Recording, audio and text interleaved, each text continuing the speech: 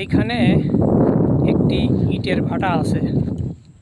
এই যে দেখুন, এখানে একটি ইটের ভাটা।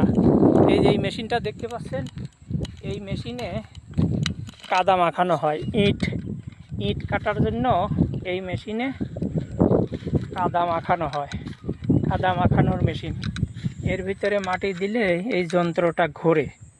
এই যন্ত্রটা ঘুরতে থাকে আর কাদা মাখানো হয়। সেই মাখানো কাদা দিয়েই ইট বানানো হয়। এই একটা, এই যে এর সাথে কাদা লেগে ঘোরে।